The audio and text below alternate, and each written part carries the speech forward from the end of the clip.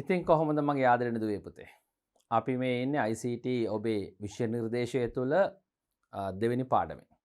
දෙවෙනි පාඩමේ අපි පාඩම් කොටස් ගණනාවක් සාකච්ඡා කළ අවසන් කරා. කොහොමද මෙහෙයුම් පද්ධතිය පාවිච්චි කරලා date and time settings හදන්නේ? files වල attributes කියන්නේ මොනවද? ඒ ගැන ඉගෙන ගත්තා. අපි ports ගණනාවක් ගැන ඉගෙන ගත්තා. දෘඩාංග දෝෂ හඳුනාගත්තා. ඒවා සමනය කරන හැටි ඉගෙන ගත්තා. මෘදුකාංග දෝෂවල යෙදු මෘදුකාංග දෝෂ සමනය කරන ආකාරයත් ඉගෙන ගත්තා. දැන් මේ එන්නේ අලුත් තවත් වැඩකට. මොකද්ද පුතේ? අපි කතා කරා මෘදුකාංග දෝෂ වර්ග දෙකක් කියලා, යෙදු මෘදුකාංග දෝෂ සහ මෙහෙයුම් පද්ධති දෝෂ. මෙන්න මේ මෙහෙයුම් පද්ධති දෝෂ ගැන තමයි දැන් අපි කතා කරන්න යන්නේ. ඔව් බලන්න පුතේ. මෙහෙයුම් පද්ධතියේ දෝෂ. පරිගණකයක් භාවිත කරද්දී එම පරිගණකයේ මෙහෙයුම් පද්ධතිය දෝෂ සහිත වෙන්න පුළුවන්. එහෙම දෝෂ සහිත වුණොත් මොකක්ද අපි කරන්න ඕන? අපට ගන්න පුළුවන් පියවරයන්. මෙහෙයුම් පද්ධතියේ දෝෂ ඇති වුණාම කරන්න පුළුවන් වැඩ ගොඩක් තියෙනවා චූටි දුවේ පුතේ. හැබැයි 8 ශ්‍රේණියේ දරුවන්ට ඒ සියල්ල ඒ ආකාරයෙන්ම කියලා දෙන්න බෑ. එකක් ඔබ තවම ඉන්නේ 8 ශ්‍රේණියේ වයසේ. අනෙක අපිට ලොකු කාලයක් මේ පාඩම වෙනුවෙන් වැය කරන්න බෑ. නමුත් ඔබේ ICT කියවීම පොතේ මෙන්න මෙවැනි දෝෂ කිහිපයක් දීලා තියෙනවා. මෙම දෝෂවලට විසඳුම් කිහිපයක් දීලා තියෙනවා. අපි ඒ ටික සහ අමතරව මම ඔබට තවත් කියලා දෙන විසඳුම් කිහිපයක් එක්ක මේ පාඩම් කොටස ආවරණය කරන්න පටන් ගනිමු. හොඳයි. එන්න චුටි දුවේ පුතේ අපේ පාඩමේ ඉදිරියට යන්න. මෙහෙයුම් පද්ධතියේ දෝෂ. පරිගණකයක මෙහෙයුම් පද්ධතිය ඇති වෙන දෝෂ නිසා පරිශීලකයාට බොහෝ දුෂ්කරතා සිදු විය හැකිය. ඔව්. මෙහෙයුම් පද්ධතියේ දෝෂ ඇති වුණාම අපට පරිගණකයෙන් නිසි ප්‍රයෝජනයක් ගන්න බැරි වෙනවා. අපි ගොඩක් අපහසුතාවයන් වලට මුහුණ පාන්න අපට සිද්ධ වෙනවා. හරි. මොනවද මේ ඇති වෙන ගැටලු? එකක් තමයි පුතේ පරිගණකය ආරම්භ වීමට බොහෝ වේලාවක් ගත වෙන්න පුළුවන්. පරිගණකය ආරම්භ වීම සඳහා බොහෝ වේලාවක් ගත වීම. මෙන්න මෙහෙයුම් පද්ධතියේ ඇතිවන දෝෂයක් නිසා ලැබෙන ප්‍රතිඵලයක්. දෙක සියලුම කාර්යයන් ඉතා මන්දගාමී වීම. මේ සියලුම කාර්යයන් කියන්නේ පුතේ මෙහෙයුම් පද්ධතිය ආශ්‍රිත කාර්යයන්, මෙහෙයුම් පද්ධතිය ක්‍රියාත්මක වීමට දාලා කාර්යයන්, ඊට පස්සේ පරිශීලකයා යෙදුම් මෘදුකාංග ආශ්‍රිතව කරන්න යන සියලුම වැඩ මේ ඔක්කොම ස්ලෝ වෙනවා. එහෙම ගැටලුත් ඇති වෙනවා. 3. පරිශීලක විධාන මත ක්‍රියාත්මක නොවීම. පරිශීලකයා කීබෝඩ් මවුස් පාවිච්චි කරලා එකිනෙකට වෙනස් විධාන ලබා දෙනවා. ඒවා සමහරක් හෝ ඔක්කොම ටික වැඩ කරන්න නැති වෙන්න පුළුවන්. සමහර විධාන ක්‍රියාත්මක වෙනවා, සමහර ඒවා ක්‍රියාත්මක වෙන්නේ නැහැ. සමහරට කිසිදු විධානයක් ක්‍රියාත්මක නොවි තියෙන්නත් පුළුවන් දුවේ පුතේ. හරි. ආරම්භක තිරේ හිස්වීම. ඔන් කරනකොට ඩෙස්ක්ටොප් එකේ මුකුත්ම නැහැ. එහෙම වෙන්නත් පුළුවන්. මේ ඇත්තටම අරගෙන තියෙන පුතේ මෙහෙයුම් පද්ධතියේ තියෙන සරලම දෝෂ කිහිපයක් ඔබට 8 ශ්‍රේණියේ චූටි දුවල පුතාලට පහසුවෙන් ඉගෙන ගන්න පුළුවන්, පහසුවෙන් මේ සඳහා විසඳුම් හොයන්න පුළුවන් දෝෂ කිහිපයක්. අපි දැන් ඉස්සරහට ගිහිල්ලා බලමු පාඩමේ මෙවැනි දෝෂ ඇති වුණාම අපට මොනවද කරන්න පුළුවන් කියලා. හරි. පරිගණකය මන්දගාමී වීම පළවෙනි ගැටලුව. පරිගණකය මන්දගාමී වුණොත් අපට ඒ වෙනුවෙන් මොනවද කරන්න පුළුවන්? මේ ගැන කතා කරන්න යනකොට විශේෂ සටහනක් මෙන්න මෙවැනි විශේෂ සටහනක් ඔබේ පොතේ තිබෙනවා බලන්න. මා ඒ සටහන මෙතෙන්ට ගත්තා. පරිගණකයක ආරම්භක වැඩසටහන්. එහෙම නැත්නම් අපි ඉංග්‍රීසියෙන් කියන පුතේ ස්ටාර්ට්අප් ප්‍රෝග්‍රෑම්ස්. කලින් පාඩමේදී මම මේ ගැන යම් කෙටි සඳහන් කිරීමක් කරා. හොඳයි. ස්ටාර්ට්අප් ප්‍රෝග්‍රෑම්ස් සංඛ්‍යාව විශාල වීමත් ප්‍රධාන ආචයනය අනවශ්‍ය මෘදුකාංග සහ ගොනු මගින් පිරී පැවතීමත් නිසා පරිගණකය මන්දගාමී විය හැක. මේ සඳහා විසඳුම් පහත දැක්වේ. එම විසඳුම් සඳහා පරිපාලක ගිණුමකින් පරිගණකයට පූර්ණය විය යුතුයි. පූර්ණය වෙනවා කියන්නේ චූටි දුවේ පුතේ ලොගින් වෙනවා කියන එක. හරි නේද? එබැවින් මේ සියල්ල, ඒ කියන්නේ මේ කරුණු සියල්ල ඔබගේ ගුරුතුමා හෝ ගුරුතුමිය හෝ විසින් ආදර්ශනය කරනු ඇත කියලා තියෙනවා. ඔව් මම ඔබට එය කරලා පෙන්වනවා. ඔබේ පාසලේ පරිගණක මධ්‍යස්ථානයේදී මේවා වෙනස්කම් කරන්න යනවා නම් ගුරුතුමාගේ හෝ ගුරුතුමියගෙන් අවසර ලාගෙන ඒ මුරපද අවශ්‍ය වෙනවා. ඒ හරහා ඔබට ප්‍රැක්ටිකල් එකක් කරලා බලන්න. මම ඔබට යෝජනා කරන්නේ නම් ඔබේ ගුරුතුමා ගුරුතුමිය සමග මේවා ප්‍රායෝගිකව ඔබ කරලා බලන්න ඕන කියලා. හොඳයි. එහෙනම් මොකක්ද මේ සටහන තුල කියන්නේ පුතේ? විශේෂ යමක් කියනවා. ආරම්භක වැඩසටහන් එහෙම නැත්නම් ස්ටාර්ට්අප් ප්‍රෝග්‍රෑම්ස් කියලා જાතියක් තියෙනවා. ඔව්. කුමක් ආරම්භ වෙනකොටද? Windows මෙහෙයුම් පද්ධතිය ආරම්භ වෙනකොටම එහෙම නැත්නම් වෙනත් ඕනම මෙහෙයුම් පද්ධතියක් ආරම්භ වෙනකොටම අපි බටන් එක ප්‍රෙස් කරලා කම්පියුටර් ඔන් කරන අවස්ථාව මම මේ කියන්නේ. මෙහෙයුම් පද්ධතිය සක්‍රිය වෙනකොටම තව තියෙන ඒත් එක්කම ඕපන් වෙන ප්‍රෝග්‍රෑම්ස් අන්න ඒවට කියන පුතේ ස්ටාර්ට්අප් ප්‍රෝග්‍රෑම්ස් කියලා.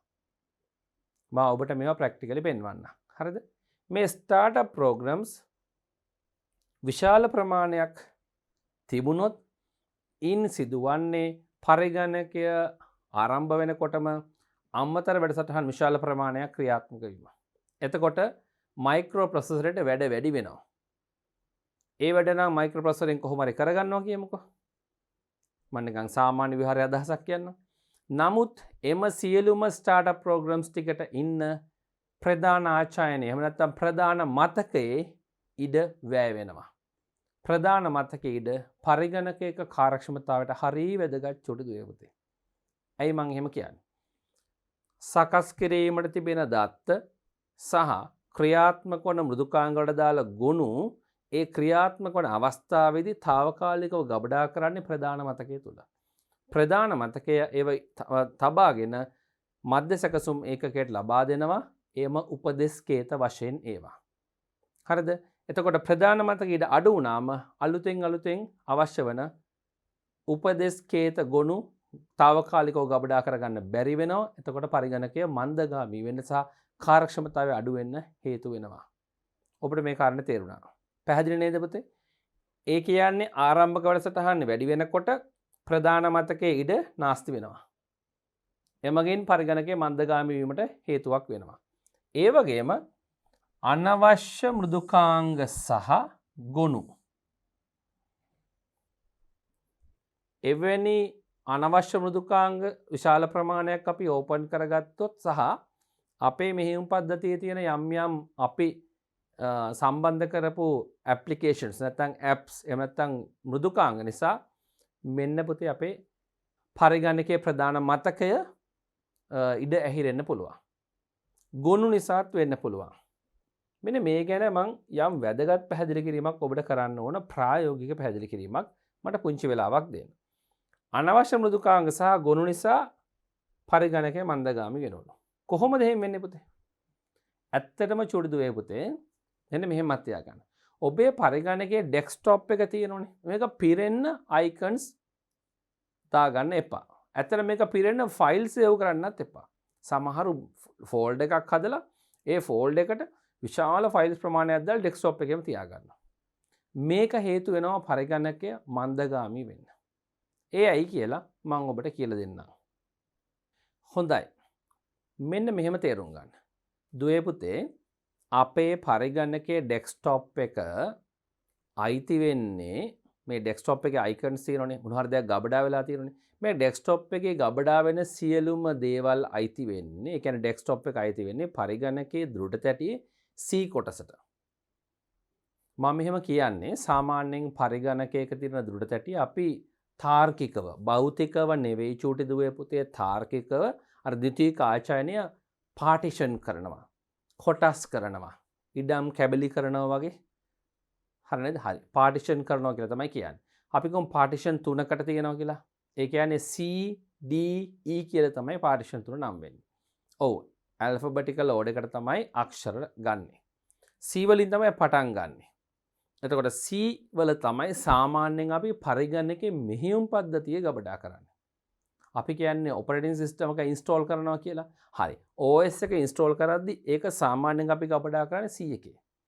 C එකේම ගබඩා කළ යුතු කියලා නීතියක් නැහැ. ඔබට D හෝ E හෝ එහෙම පාර්ටිෂන් තියෙන හැටියට කැමති පාර්ටිෂන් එක තියන්න පුළුවන්. හැබැයි සම්මතව මිනිසුන් නැත්තම් පරිශීලකයින් මේ මෙහෙයුම් පද්ධතිය ස්ථාපනය කරන්නේ C කොටසේ. ඔබට ඒක තේරුණා. හිතන්න C කොටසේ මේ ටික ගබඩා කරලා තියෙනවා මෙහෙයුම් පද්ධති ගොනු ටික. ඊට අමතරව ඩෙස්ක්ටොප් එක අයිති වෙන්නේ C එකට. හරි නේද? දැන් ඔබ මෙහෙම හිතන්න. පරිගණකය ඔන් කරනකොටම ඩෙස්ක්ටොප් එකේ තියෙනවා icon folders හදලා ෆයිල්ස් හැම ඩෙස්ක්ටොප් එක පුරාවටම තියෙනවා. දැන් පුතේ පරිගණකය ඔන් වෙනකොටම ඩෙස්ක්ටොප් එක අපිට පේන්න ඕනනේ. ඩෙස්ක්ටොප් එකත් එහි තියෙන icon ටිකත්. එතකොට අර පරිගණකයේ තිබෙන ස්ථාපනලා තියෙන නැත්තම් ගබඩා වෙලා තියෙන ඒ ෆයිල්ස් ෆෝල්ඩර්ස් ඔක්කොම ටික අරගෙන එන්න ඕන RAM එකට. ඕක තේරුණාද? මම මේ කියන්නේ ඩෙස්ක්ටොප් එක ඕපන් වෙනකොටම ඩෙස්ක්ටොප් එකේ තියෙන ඔක්කොම icon ටික පෙන්වන්න ඕන. එහෙනම් ඒ icon ටික පෙන්වීමට උදව් වෙන ගොනු තියෙනවා ෆයිල්ස්. ඒවා හાર્ඩ් ඩිස්ක් එකෙන් අරන් එන්න ඕන RAM එකට. RAM එකට ගේන දෙයක් තමයි පුතේ ස්ක්‍රීන් එකේ පෙන්වන්නේ. ඒක තේරුණාද? ඔය RAM එකේ නැත්තම් ප්‍රධාන මතකය තුල යම් දෙයක් තියෙනවද? ඒව තමයි පරිගණකයේ මොනිටර් එකේ පෙන්වන්නේ. වෙනත් පැත්තකින් කිව්වොත් පරිගණකයේ මොනිටර් එකේ නැත්තම් ස්ක්‍රීන් එකේ යම් දෙයක් පේනවද? ඒවා ඒ මොහොතේ තියෙන්නේ කොහෙද පුතේ? ප්‍රධාන මතකයේ නැත්තම් RAM එකේ. පරිගණකයේ දෘඩ තැටියේ තියෙන ඒවයින් කොපීස් එනවා පුතේ RAM එකට නැත්තම් ප්‍රධාන මතකයට. ඒව තමයි ස්ක්‍රීන් එකේ පෙන්වන්නේ. මේ අනුව දැන් ඔබ තාර්කිකව හිතන්න. ඔබේ ඩෙස්ක්ටොප් එක පිරෙන්න ඔබ ෆයිල් ෆෝල්ඩර් සේව් කරලා තිබ්බොත් ඒවා තිරේ මත පේන්න ඕන නිසා ඒවට අදාළ ෆයිල්ස් හાર્ඩ් ඩිස්ක් එකේ නැත්තම් ද්විතීයික ආචාර්ය ඉඳලා ප්‍රධාන මතකයට එනවා. තේරුණාද? ප්‍රධාන මතකයට ආව මොකද වෙන්නේ? දැන් ඔබට මේක හොඳට තේරෙනවා. ප්‍රධාන මතකයේ ඉඩ ඇහිරෙනවා. කිසිදු වැඩසටහනක් කිසිදු වෙනත් වැඩසටහනක් මෘදුකාංගයක් විවෘත කරන්නත් පෙර ඩෙස්ක්ටොප් එකේ තිබෙන දේවල් නියෝජනය කිරීම ඒවා නිරූපණය කිරීම සඳහාම RAM එකේ ප්‍රධාන මතකයේ විශාල ඉඩක් වැය වෙනවා. ඒ අතරේ අපි තව අලුත් ප්‍රෝග්‍රෑම්ස් අපි ලොන්ච් කරොත් හાર્ඩ් ඩිස්ක් එකෙන් ගත්තොත් අපේ වැඩ කරගන්න. අපි ගීතයක් අහන්න VLC media player එක. හරි නේද? නැත්නම් වෙනත් software එකක් අපි ගත්තොත් එහෙම ඕපන් කරොත් ඒ ටිකත් ඇවිල්ලා తాවකාලිකව ඉන්නේ කොහෙද පුතේ? ප්‍රධාන මතකයේ. නේද? අපි හරියට මේ කොහෙද ආරෝග්‍ය ශාලාවක හරි යම් තැනක සේවයක් ලබා ගන්න ගියාම එහි තිබෙන බංකු නැත්තම් පුටු වල తాවකාලික වාඩිලා ඉන්න වගේ. සෙනඟ ගොඩක් ආවොත් තීනිඩ මදි වෙනවා. ආන් ඒ වගේ. තේරුණානේ පුතේ? වෛද්‍යවරයා කැඳවන තෙක් ඔහුගේ කාමරයට යන්න ඉස්සරහින් තියෙන පුටු 20ක් විතර තියෙනවා නම් පුටු වල වාඩිලා අපි ඉන්නවා. අපි කියමු මිනිස්සු 40ක් විතර ආවොත් එයාලට ඉන්න ඉඩ නැහැ. 20 දිනටයි වාඩි වෙන්න පුළුවන්. අන්න ඒ වගේ ප්‍රධාන මතකයේ ඉඩ ඇහිරෙනවා. ප්‍රධාන මතකයේ ඉඩ ඇහිරුණාම ප්‍රෝග්‍රෑම්ස් නැත්තම් software run වෙන්න තියෙන ඉඩ කඩ අඩු වුණාම පරිගණකය මන්දගාමී වෙනවා. ඒ නිසා හොඳින් මතක තියාගන්න මං ගැටලුවක් සහ විසඳුමක් කියනවා. ඔබේ පරිගණකයේ ඩෙස්ක්ටොප් එකේ අනවශ්‍ය විදිහට icons ගොඩාක් හදන්න එපා. ඊටත් වඩා නොකළ යුතු දේ තමයි පුතේ files folders ගබඩා කරන්න එපා ඩෙස්ක්ටොප් එකේ. මොකද පරිගණකයේ ආරම්භ වෙන සෑම වාරයක් පාසාම ආරම්භ වන විටම එම ෆයිල් ෆෝල්ඩර්ස් වලට දාලා ගොනු ටික ද්විතීයික ආචාර්ය ඉඳලා ප්‍රධාන මතකයට ඇවිල්ලා ප්‍රධාන මතකයේ ඉඩ අවුරනවා. එතකොට පරිගණකය මන්දගාමී වෙනවා. මන්දගාමී වෙන්න හේතු වෙනවා. පැහැදිලිද මම මේ කිව්ව කාරණේ? හොඳයි. ඒත් එක මම කියමින් හිටිය පුතේ මේ ඩෙස්ක්ටොප් අයිති වෙන්නේ ඩෙස්ක්ටොප් එක අයිති වෙන්නේ කොහටද පුතේ? පරිගණක C කියන පාර්ටිෂන් එකට. ඒ කියන්නේ මෙහෙයුම් පද්ධතිය දහවණය වෙන්න කිසියම් ඉඩක් ඕන පුතේ. අමතර ඉඩක් ඕන. එයාට ගබඩා වෙලා ඉන්න ඉඩක් අවශ්‍යයි. ඒ වගේම අමතර ඉඩකුත් ඕන. අන්නේ ඉඩ ඇහිරෙනවා පුතේ අපි ඩෙස්ක්ටොප් එකේ යම් දේවල් පිරෙන්න සේව් කරාම. තව තියෙනවා පුතේ ඩවුන්ලෝඩ් ෆෝල්ඩර් එකක්. ඒක පිරෙන්න. අපි ඩවුන්ලෝඩ් කරලා ගොඩාක් දේවල් ඩවුන්ලෝඩ් කරලා තියෙන ඉවත් කරන්න නැත්නම් ඒක පිරුණම C එකේ ඉඩ ඇහිරෙනවා. C එකේ ඉඩ ඇරුණාම මෙහෙයුම් පද්ධතිය වේගෙන් ක්‍රියාත්මක වෙන්නේ නැහැ. ඔව් මෙහෙයුම් පද්ධතියට වේගෙන් ක්‍රියාත්මක වෙන්න තිබුණු හිස් ඉඩ තමයි වෙනත් ෆයිල් ෆෝල්ඩර්ස් ඇවිල්ලා අහුරලා තියෙන්නේ. එමගිනුත් පරිගණකය මන්දගාමී වෙන්න පුළුවන්. ඔන්න මම ඔබට වැදගත් කාරණයක් කියලා දුන්නා. හොඳයි. දැන් එහෙනම් පුතේ අපි එක ගැටලුවක් සාකච්ඡා කරා, විසඳුමක් බැලුවා. අපේ පොතේ තිබෙන මේ ගැටලු වලට තියෙන විසඳුම් බලමු. මෙන්න පළමු විසඳුම උතේ. අපේ ගැටලු තමයි පරිගණකයේ මන්දගාමී වීම, පොතේ තිබෙන විසඳුම් වලට අමතර විසඳුමක් මම ඔබට දැනට කියලා දුන්නා. මෙන්න පොතේ දීලා තියෙන ඔබේ ICT පෙළ පොතේ දීලා තිබෙන පළවෙනි විසඳුමේ පළවෙනි පියවර ආරම්භක වැඩසටහන් අතරින් අවශ්‍ය නොවන වැඩසටහන් ඉවත් කරන්න. එවිට පරිගණකය ආරම්භ වීමේ වේගය වැඩි වේ. අපි ඉගෙන ගත්ත ස්ටාර්ට්අප් ප්‍රෝග්‍රෑම්ස් ගැන පරිගණකයක මෙහෙයුම් පද්ධතිය පරිගණකය ඔන් කරනකොටම සක්‍රිය වෙනවා. ඒත් එක්කම සක්‍රිය වෙන්න තවත් අමතර මෘදුකාංග ගණනාවක් තියෙනවා. මෙන්න මේ ප්‍රමාණය අඩු කරන්න. නැත්නම් මෙහෙයුම් පද්ධතියේදී ක්‍රියාකාරී වේගය අඩු වෙන්න පුළුවන්. අපි දැන් බලමු අපේ පරිගණකය පාවිච්චි කරලා මම ඔබට ආදර්ශනය කරලා පෙන්වන්නම් දුවේ පුතේ මොනවද ස්ටාර්ට්අප් ප්‍රෝග්‍රෑම්ස් තියෙන්නේ, අපි කොහොමද ඒවා තිබෙන තැන හොයාගන්නේ, පරිශීලනය කරන්නේ, කොහොමද අපි ඒවා දහවන වීම වළක්වන්නේ අපට අනවශ්‍ය අත්‍යවශ්‍ය නොවන ස්ටාර්ට්අප් ප්‍රෝග්‍රෑම්ස් ටික. ඒවා හඳුන ගන්න විදිහත් කියලා දෙන්නම්. හොඳයි එන්න දුවේ පුතේ අපේ පරිගණක තිරයට මම මගේ පරිගණක තිරෙන් ඔබට ඒක හොඳින් කියලා දෙන්න. හොඳයි දුවේ පුතේ මෙන්න එහෙනම් මම ඇවිල්ලා ඉන්නවා මගේ පරිගණක තිරයට. ඔබට පිටුපසිනුත් මගේ පරිගණක තිරය පේනවා. ඔබට දැන් මේ කරන වැඩේ හොඳින් බලා ගන්න පුළුවන්. මේව හොඳට පුහුණු වෙන්න මම මතක් කරනවා. මෙම වෙනස්කම් කරන ඒවා පැහැදිලිව මතක තියාගන්න. යම් එක වෙනස්කමක් කරාට පස්සේ ඒක හොඳින් තේරුම් අරගෙන තමයි ඊළඟ වෙනස්කම කරන්න ඕන. එකවර ගොඩක් වෙනස්කම් කරන්න යන්න එපා. ඔබට OS එකේ settings ගොඩක් වෙනස් වෙලා ඔබට හොයාගන්න බැරි වෙයි. තවත් ව්‍යාකූල වෙයි. ඒ නිසා කලබල නැතුව පිළිවෙලින් එකින් එක මේ කරන හැම දෙයක්ම සටහන් කරගෙන තමයි ඔබ කරන්න ඕන. හොඳයි. එන්න පුතේ පරිගණක තිරයට. මම ඔබට ඉස්සෙල්ලාම කිව්වේ මොකද්ද පුතේ? ස්ටාර්ට්අප් ප්‍රෝග්‍රෑම්ස් ගැන කතා කරනවා. ඊට කලින් මම ඔබට කියලා දුන්න ගැටලුවක් සහ විසඳුමක් එක්ක මම පාර්ටිෂන් එක ගැන කියලා දෙන්නම්. එහි C පාර්ටිෂන් ඒ කොටස් ටික පෙන්නලා ඉන්න. හොඳයි දුවේ පුතේ එන්න මම මෙන්න මේ this PC කියන එකට යනවා. මෙතන ඔබට පැහැදිලිව පේනවා. හරි. මෙයා ඩබල් ක්ලික් කරාට පස්සේ ලැබෙන වින්ඩෝ එක මෙන්න. මේ තියෙන්නේ පුතේ පාර්ටිෂන් දෙක. C1යි D1යි. C සහ D කියන අකුරු දෙක අනිවාර්යෙන් එනවා. අපට ඊට අමතරව කැමති නමක් දාගන්න පුළුවන්. මේ රතු පාටෙන් පෙන්වන්නේ දැන් ඒ හાર્ඩ් ඩිස්ක් එක සම්පූර්ණයෙන් පිරෙන්න ආසන්න මට්ටමටම දත්ත වලින් පිරලා තියෙන නිසා. මේ විදිහට තනි අපේ ද්විතීයික ආචාර්යණය තාර්කිකව කොටස් දෙකකට බෙදලා තියෙනවා. භෞතිකව නෙවෙයි. මෙතන භෞතික වගේ තමයි පේන්න තියෙන්නේ. හැබැයි චූටි දුවේ පුතේ මේ තාර්කිකවයි බෙදලා තියෙන්නේ. හાર્ඩ් ඩිස්ක් එක තනි එකක් විතර තියෙනවා තවම. පරිගණක තුල. හරිද පුතේ? මෙන්න මේ C කොටසට තමයි අයිති වෙන්නේ දුවේ පුතේ. මෙන්න මේ ෆෝල්ඩර්ස් සියල්ලම. මේ බලන්න ඩෙස්ක්ටොප්. ඔබට දැන් තේරෙනවා. ඩෙස්ක්ටොප් එකේ මම මොන හරි සේව් කරාද ගබඩා කරාද ඒ ටික ඔක්කොම අයිති වෙන්නේ මෙන්න මේ ඩෙස්ක්ටොප් කියන ෆෝල්ඩර් එකට. මේක තුලට ගියාම මෙන්න බලන්න files my first web my second web my third web මේ ෆෝල්ඩර්ස් හතරම මම ගබඩා කරලා තියෙන ඩෙස්ක්ටොප් එකේ. ඒ නිසා මෙන්න මේ ඩෙස්ක්ටොප් කියන ෆෝල්ඩර් එක ඇතුලේ මට මේක පේනවා. බලමු අපි ගිහලා ඩෙස්ක්ටොප් එකට. මේ තියෙන්නේ පුතේ. my first web my second web my third web සහ files. හරිනේ? ඔව්. අනිත් ඒවා icons. මේ icons පෙන්වන්නේ නැහැ ඩෙස්ක්ටොප් ෆෝල්ඩර් එක ඇතුලේ. මේ විදිහට ගබඩා කරන දුවේ පුතේ මෙන්න මේ ෆයිල් ෆෝල්ඩර්ස් ටික මම දැන් කලින් කිව්වා වගේ අයිති වෙන්නේ කොහටද දුවේ පුතේ? ඒවා අයිති වෙන්නේ දුවේ පුතේ මෙන්න මේ C පාර්ටිෂන් එකට.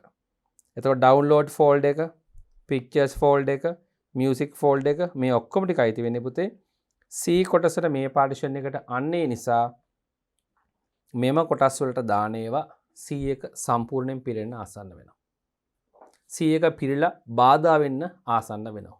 නේද? බාධා වෙන්න පුළුවන්. බලන්න පුතේ මෙතන ගිගාබයිට් 163කින් තව ඉතුරුලා තියෙන ගිගාබයිට් 1.42යි. මේක තවදුරටත් අඩු වුණොත් ඔබට හොඳ උදාහරණයක් මම මේ පෙන්වන්න යන්නේ. බොහොම කලාතුරකින් දකින්න ලැබෙන දෙයක්. මෙහෙම පිරුණොත් පුතේ අනිවාර්යෙන්ම මේ මැෂින් එක නැත්නම් මේ පරිගණකය ස්ලෝ වෙනවා, මන්දගාමී වෙනවා. ගොඩක් අඩු වුණොත් ධාරිතාවය පරිගණක භාවිත කරන්න බැරි තත්ත්වයටපත් වෙනවා. ඇත්තම කිව්වොත් පුතේ මෙහි C පාර්ටිෂන් එක තුල වෙනමම ෆෝල්ඩර්ස් හදලා නැහැ. මෙහි මෙන්න මේ ෆෝල්ඩර්ස් වල පිරුණු දත්ත වලින් තමයි මේ පරිගණකේ මගේ මේ පරිගණක මේ ඉඩ ගොඩක් ඇහිරලා තියෙන්නේ. හරිද? එතකොට ඒම ස්ථානවලට මේ ෆෝල්ඩර්ස් වලට දත්ත දාන්න එපා. මේ වෙන් කරලා තියෙන දත්ත දාන්න තමයි. නමුත් ගොඩාක් දත්ත දාන්න එපා. ඔබට අවශ්‍ය වෙනත් දත්ත ෆෝල්ඩර්ස් වලට වෙන් කරලා දාන්න හොඳම තැන පුතේ හදාගන්න අනිකුත් පාර්ටිෂන් එකේ දාලා තියන්න වැඩි ඉඩක් වැඩි GB ප්‍රමාණයක් ඉඩක් පුතේ මෙන්න මේ ප්‍රදේශයේ මෙන්න මේ C පාර්ටිෂන් එකේ ෆ්‍රී ස්පේස් එක විතර තියාගන්න. එතකොට පරිගණකය හොඳින් වේගවත් වැඩ කරන්න එක හේතු වෙනවා. හොඳයි චූටි දුවේ පුතේ මෙන්න මම ඔයාලට පෙන්නුවා ඩෙස්ක්ටොප් කියන ෆෝල්ඩර් එක. ඩෙස්ක්ටොප් එක අයිති වෙන්නේ මේ ෆෝල්ඩර් එක තුලට. ඩෙස්ක්ටොප් එකේ තියෙන දේවල් මේ ෆෝල්ඩර් එකේ පෙන්නනවා. මේ ෆෝල්ඩර්ස් ටික සියල්ලම අයිති වෙන්නේ මේ C පාර්ටිෂන් එකට.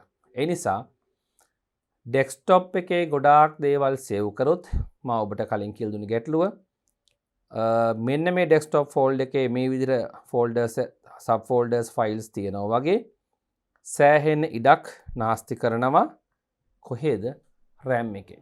මොකද මේ පරිගණක ස්ටාර්ට් වෙනකොටම ඔන් වෙනකොටම මේ පරිගණක තිරේ මේ තියෙන පින්තූරය මේ ඩෙස්ක්ටොප් එකේ පින්තූරය මේ අයිකන්ස් මේ ෆෝල්ඩර්ස් ඔක්කොම මෙතන නිර්මාණය කළා පෙන්වන්න ඕන පුතේ.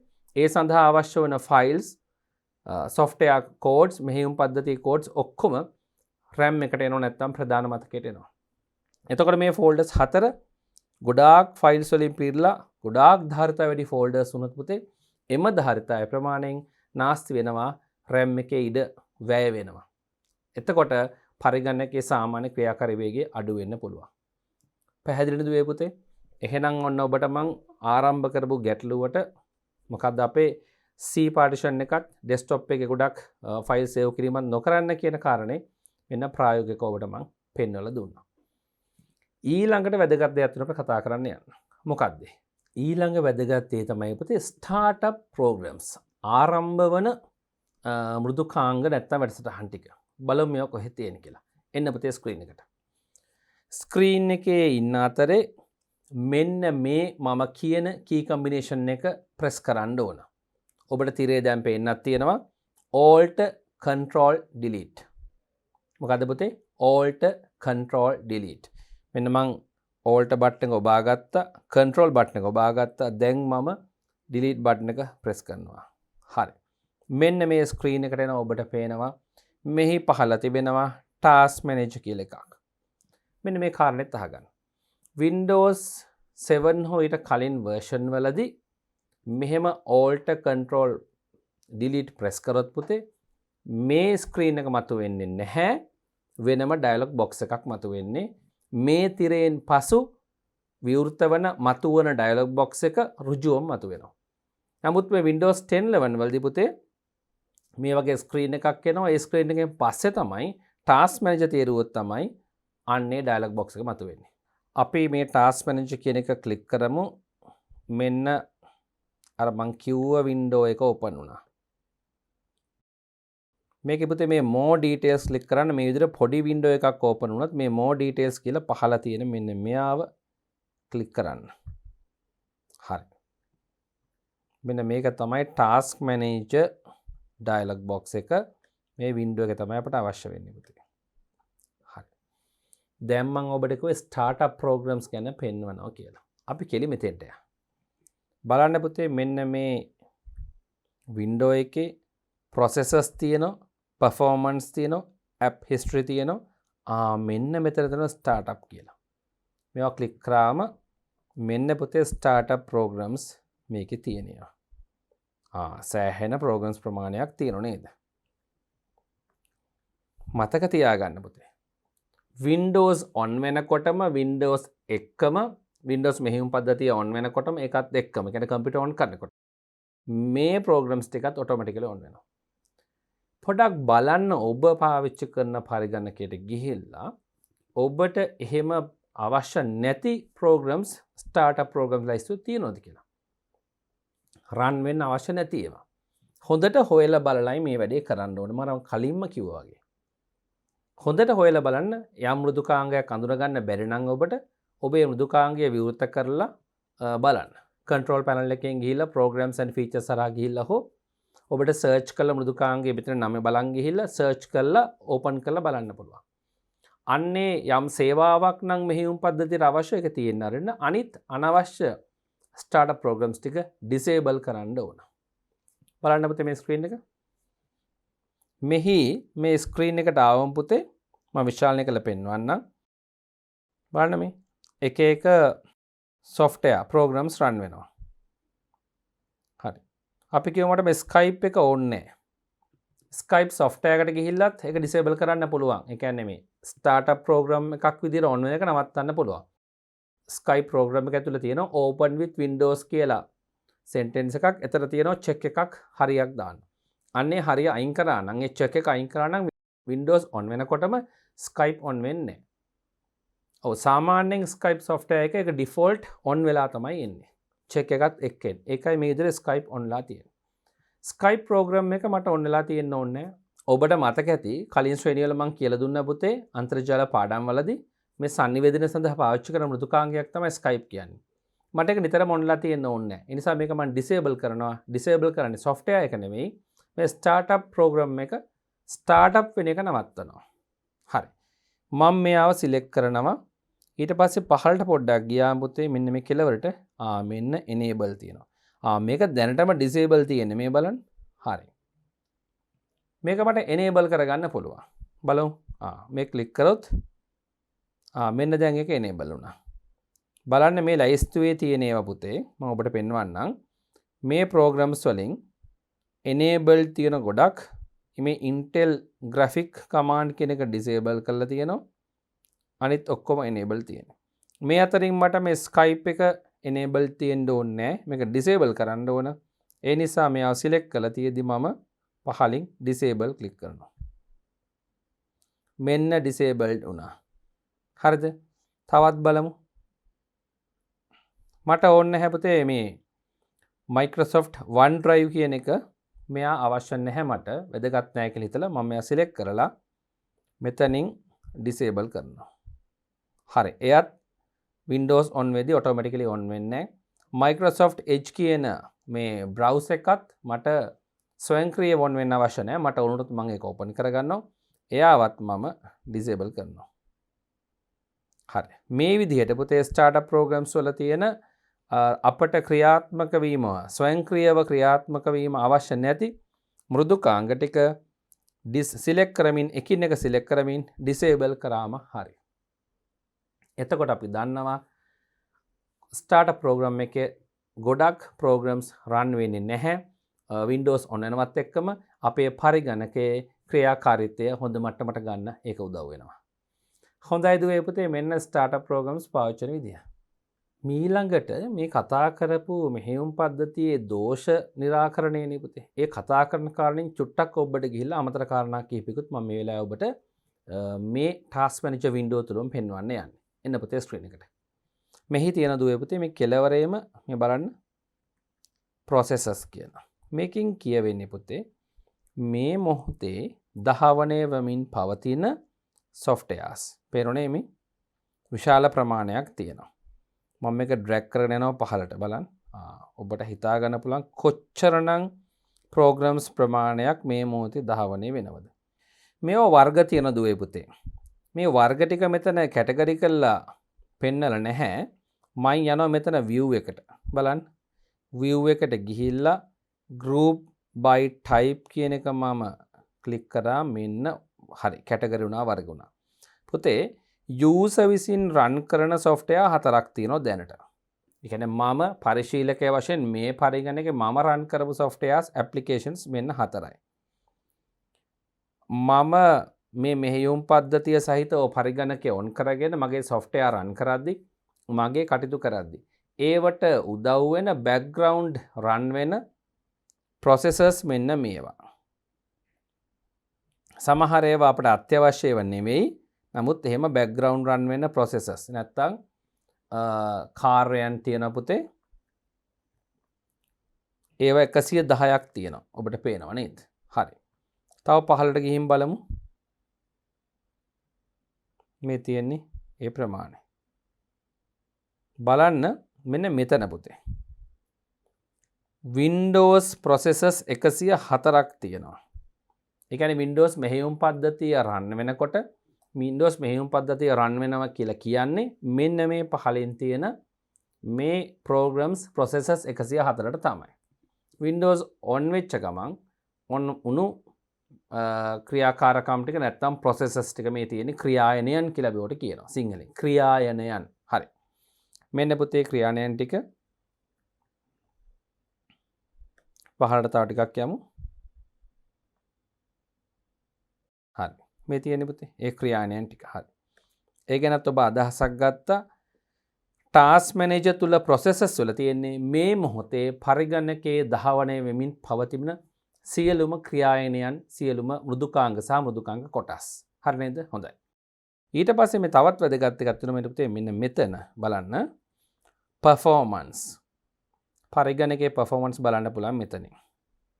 මේක නම් ඔබ කැමති වෙයි. graphical ගතියක් තියෙනවා මේකේ. බලන්න. මම ඔබට කියලා දෙන්නම්.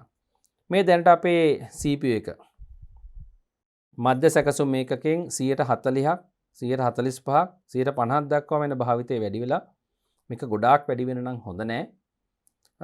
ඊට පස්සේ මෙමරිය right 8GB RAM එකක් තියෙන්නේ පුතේ මේ පරිගණක ඔබ දල වශයෙන් මේ ඔළුවේ තියාගන්න 8GB RAM එකෙන් දැනට 152ක් භාවිත වෙනවා. හරිද?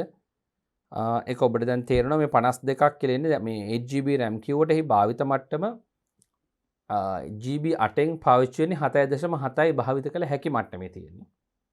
ඔබ දල වශයෙන් දැනගත්ත මැති පුතේම ගැඹුරට යන්න එපා. නමුත් 8 ශ්‍රේණිය දරුවෝ මේ දැනගන්නේ හොඳ නිසා මම මේ කියන්නේ. එහි භාවිත ප්‍රමාණය 151 මේවා වෙනස් වෙනවා පුතේ. RAM එකේ. දැන් ඔබට තේරුණාද RAM එකේ ඉඩ ගන්නවා කියන එක? අර මෙන්න මෙතන තිබුණු processes වල තිබුණු background processes තව අඩු කරොත් එහෙම මේ 150 ගන්න අඩු වෙනවා. තේරුණාද? on වෙලා තියෙන තව program එකක් user applications අඩු කරා නම් ඒකත් හේතු වෙන පුතේ RAM එකේ භාවිතය අඩු වෙන්නේ. RAM එක සීමිතයි. නැත්තම් ප්‍රධාන මතකය මේ memory කියන එක මේ main memory මේකේ ධාරිතාවය සීමිතයි පුතේ. අන්නේ සීමිත ධාරිතාවය බොහොම පරිස්සමෙන් කළමනාකරණය කරන තමයි පාවිච්චි කරන්න ඕන. ගොඩාක් programs run වෙන්න ගන්නකොට ඒවට supportive තවත් programs add වෙනවා, background run වෙනවා, startup programs වැඩි වෙන්නත් මේ memory භාවිතය වැඩි වෙනවා.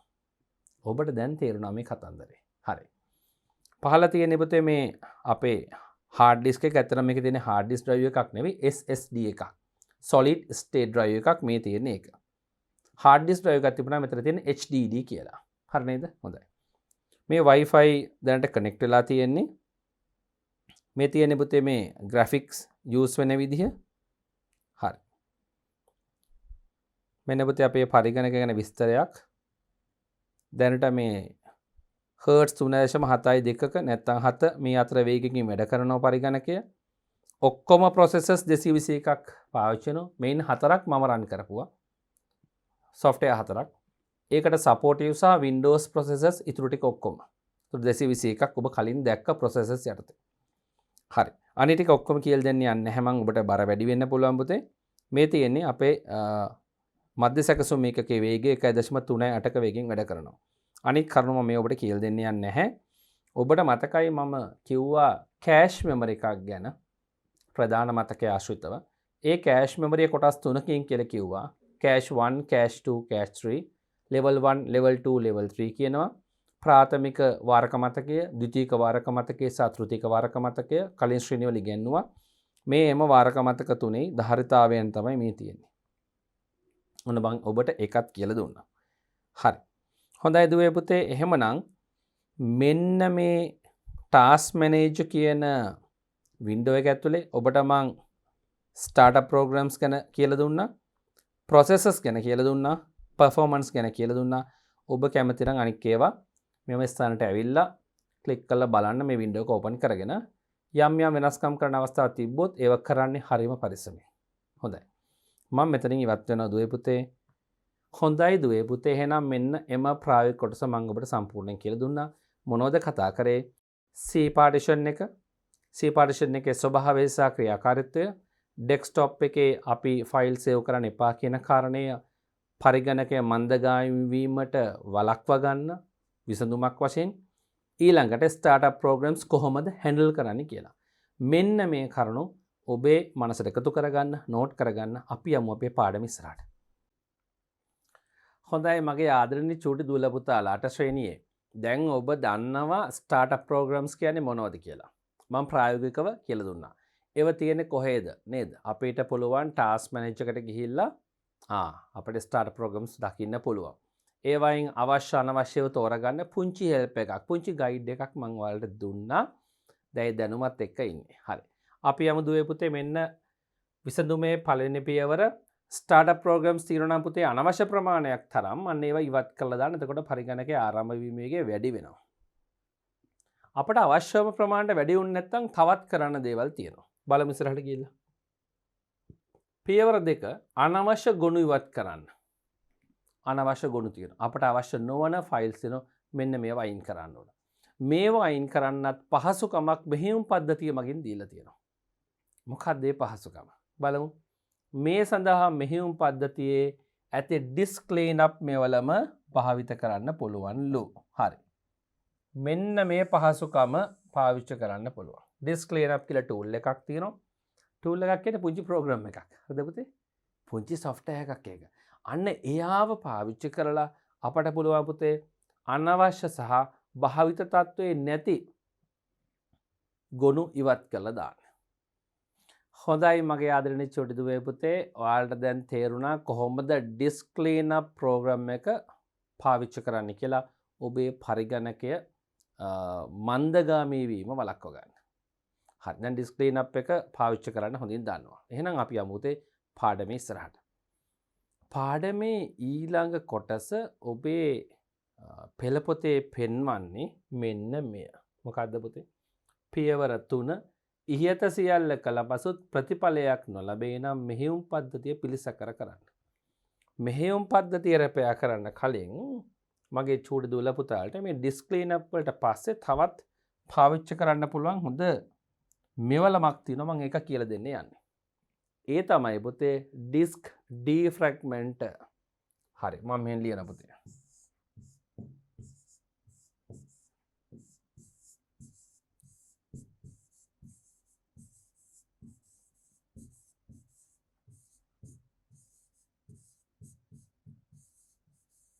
ඔව් මේ වචනේ දැන් පාවිච්චි කරන්න පුතේ ඩිස්ක් ඩිෆ්‍රැග්මන්ටේෂන් කියන වැඩසටහන. ඔව් අපි ඔකට කියන පුතේ තැටි විඛණ්ඩනීකරණය. රයිට්? ෆ්‍රැග්මන්ට් වෙනවා කියන්නේ ෆ්‍රැග්මන්ටේෂන් කියන්නේ පුතේ ඛණ්ඩනීකරණය. හරිද? තැටි විඛණ්ඩනීකරණය කියලා එකක් සිංහලෙන් තියෙනවා. ඩිෆ්‍රැග්මන්ටේෂන් කියලා. එහෙනම් ඩිස්ක් ඩිෆ්‍රැග්මන්ටේෂන්. මොකක්ද මේ ප්‍රෝග්‍රෑම් එක? ඇයි අපි මෙහෙම දෙයක් ඉගෙන ගන්න කියලා බලමු. ඇයි පුතේ ඩිස්ක් ඩිෆ්‍රැග්මන්ටේෂන් එකක් අපි ඉගෙන ගන්න? ඇයි මෙහෙම වැඩසටහනක් හදලා මෙහෙයුම් පද්ධතියේ සේවාවක් වශයෙන් තියෙන්නේ? ඔව් අපි Windows මෙහෙයුම් පද්ධතිය ඉන්ස්ටෝල් කරනකොටම ඔටෝමැටිකලි අපට ලැබෙන පහසුකමක්. එකෙන් කරන්නේ මොකද්ද? මේකෙන් වෙන්නේ විශේෂ කාරණයක් පුතේ. අපි පරිගණකයේ දෘඩ තැටිය තුළ නැත්නම් ද්විතීයික ආච්ඡායනය. ඒක දෘඩ තැටි දහවකයක් වෙන්න පුළුවන්. SSD ඝනතත්ව දහවකයක් වෙන්න පුළුවන්. කොහොම හරි මේ ද්විතීයික ආච්ඡායන තුළ ෆයිල් ෆෝල්ඩර්ස් විශාල ප්‍රමාණයක් ගබඩා කරනවා. ඒ ගබඩා කරන ෆයිල් ෆෝල්ඩර්ස් විශාල ප්‍රමාණය අපි විවිධ මෙහෙයුම් වලට පාවිච්චි කරනවා. ඒ කියන්නේ අපි සමහරලාට ඒ ෆයිල්ස් වලින් කොටසක් මකනවා. සමහරලාට ෆයිල් එක පිටින්ම මකනවා. සමහර ෆයිල්ස් තිබෙන තැන පස්සේ වෙනස් කරනවා. සමහරලාට සමහර ෆයිල්ස් වලට අලුතෙන් කොටස් එකතු කරාම ෆයිල් එක ලොකු වෙනවා. ප්‍රමාණය වැඩි වෙනවා. තේරුණාද? ඒ කියන්නේ ෆයිල් එකේ ධාරිතාවයත් වෙනස් වෙනවා. කොටස් කන්ටෙන්ට් අඩු කරාම ෆයිල් එකේ ධාරිතාවය අඩු වෙනවා. අලුතෙන් කොටස් එකතු කරාම ෆයිල් එකේ ධාරිතාවය වැඩි වෙනවා. ඒ ෆයිල් එක එතනින් අයින් කරලා වෙන තැනකට දානවා. නේද? වෙනත් ෆෝල්ඩර් එකකට දානවා. ඒ ෆෝල්ඩර්ස් කොපි කරනවා. ෆයිල් කොපි කරනවා. මේ වගේ ගොඩාක් දේවල් කරනවා. එහෙම වෙනකොට පුතේ අර පිළිවෙලකට තිබෙන දෘඩ තැටියේ ගොනු අපිලිවෙල තත්වයකට පත් වෙනවා. පැහැදිලිද? හොඳයි. මම මේක ඔබට ඇඳලා පෙන්වන්න. මට මේ සඳහා පොඩි ඉඩක් ඕන චූටි දුවේ පුතේ. ඩිෆ්‍රැග්මන්ටේෂන් එක ඇයි කියලා අපි කතා කරන්නේනේ. මම එක පේන තියාගන්නම් ඔබට මාතෘකාව. හොඳයි. මම ගන්න පුතේ මෙන්න මේ විදිහේ ඉඩක් මට අවශ්‍ය වෙනවා. හිතන්න මම මේ අඳින රවුම හાર્ඩ් ඩිස්ක් එකේ තැටියක් ලෙස හිතන්න. ඔබට ඒක තේරෙනවද? හાર્ඩ් ඩිස්ක් ඩ්‍රයිව් එක ගැන මම 6 ශ්‍රේණියේදී කියලා දුන්නා. එය මෙහෙම බොක්ස් එකක් වගේ තිබුණට ඇතුලේ තිබෙන්නේ තැටි. රවුම් තැටි. එකක් දෙකක් තුනක් හතරක් එක එක ප්‍රමාණ වලින් තියෙනවා. හරිද? මේ තැටි මත තමයි දත්ත ගබඩා වෙන්නේ. 8 ශ්‍රේණියේ චූටි දුල පුතාලා මේක ඉතා හොඳින් දැනගන්න. මේ තැටිය නිෂ්පාදනය කරා මේ වගේ බ්ලැන්ක් තමයි තියෙන්නේ. මේ මත කිසිම දත්තයක් දාන්න බෑ. ඔව්. ඔබ නිකන් මෙහෙම හිතන්න. පන්ති කාමරය තියෙනවා කිසිම ඩෙස්ක් බාංගුව පුටු මුකුත් නැතුව. හිස් එකක්. මේකට ඇවිල්ලා දරුවන්ට අපි කියමු ගුරුතුමිය තියෙනවා වයිට් බෝඩ් එකක් හෝ බ්ලැක් බෝඩ් එකක් ඉන්නවා ගුරුතුමිය ඉන්නවා එහෙම නැත්නම් ගුරුතුමා උගන්වන්න ලැහැස්ති ළමයි ටික ඇවිල්ලා ඔබ වාඩි වෙන්නේ කොහෙද? වාඩි වෙන්න තැනක් නැහැ. පොත් තියන් ලියන්න. එහෙම මුකුත් සැකස්මක් නැතුව පන්ති කාමරයක් තිබ්බොත් ඉගෙන ගන්න බෑ. එහෙනම් ඩෙස් නැත්තම් පුටු මේ දෙක තියෙන්න ඕන. පිළිවෙලට සකස් කරලා. එහෙම වුණාම තමයි ළමයින් එතනට ඇවිල්ලා ඉඳ ගන්න පුළුවන් වෙන්නේ. අන්න ඒ වගේ මේ දෘඩ තැටිය මතත් දත්ත ගබඩා කරන තැන් හදන්න ඕන. පැහැදිලිද? මේ දෘඩ තැටිය මත දත්ත ගබඩා වෙන්න තැන් තැන්වල මොකක් හෝ ආකාරයට අපි තැන් හදන්න ඕන. ස්ථාන හදන්න ඕන. හරියට ඔබේ පන්ති කාමරේ ඔබ හැමෝටම වාඩි වෙන්න ඩෙස් පුටු ස්ථාන හදලා තියෙනවා වගේ. පැහැදිලි නේද? අන්නේ විදිහට මෙහෙම හදන එකට අපි කියනවා මේ ඩිස්ක් එක ෆෝමැට් කරනවා කියලා. මොකද්ද පුතේ? ෆෝමැට් කරනවා. සිංහලෙන් කියනවා ආකෘතිකරණය කරනවා. ඔව් ආකෘතිය හදනවා. ෆයිල් ගබඩා කරන්න පුළුවන් ආකෘතිය හදනවා. හිස් තැටියක් නෙවෙයි තැටිය මත ෆයිල් ගබඩා කරන්න පුළුවන් ගොනු ගබඩා කරන්න පුළුවන් විදිහේ මෙහෙයුම් පද්ධති හෝ වෙනත් මෘදුකාංගවල ගොනු ගබඩා කරන්න පුළුවන් විදිහේ ආකෘතියක් හදනවා. මේ ආකෘතිය තැටි අතර ගත්තම පේනවද අපේ ඇස් වලට? නෑ, එහෙම පේන්නේ නෑ. මේක භෞතිකව කරන වැඩක්ද? නැහැ. මේක තාර්කිකව කරන වැඩක්. ෆිසිකල් දෙයක් නෙවෙයි ලොජිකල් දෙයක්. තේරුණාද පුතේ? මේක තේරුම් ගන්න බලන්න. භෞතිකව අපට පේන ඉරිමුකුත් නැදෙන්නේ නැහැ. තාර්කිකව තමයි මේ ප්‍රදේශ වෙන් වෙන්නේ. හරිද පුතේ? හොඳයි. බලමු මෙන්න මේ විදිහට. මේක ඉස්සෙල්ලම ඇඳෙන පුතේ ට්‍රැක්ස් මොනවද? ට්‍රැක්ස්. මුලින්ම මේකේ ට්‍රැක්ස් තියෙන්න ඕන. ඔබේ පාසලේ ක්‍රීඩා පිටියෙත් ට්‍රැක්ස් තියෙනවා 10 වන තරඟ පවත්වද්දී. 10 වන තරඟ පවත්වද්දී දුවන්නේ ට්‍රැක් එකේ. එක්කෙනෙක් තමන්ගේ ට්‍රැක් එකේම දුවනවන කෙටි දුර 10 වන තරඟවලදී අවසන් වෙන තෙක්. හරිනේ පුතේ ට්‍රැක් එක පනින්න බෑ. ඒ වගේ මේකේ ට්‍රැක්ස් තියෙනවා දුවේ පුතේ. බලමු අපි. හරි. මම බලනවා මෙන්න මෙහෙම ට්‍රැක්ස් ඔබට පෙන්වන්න. හරි. තව බලමු.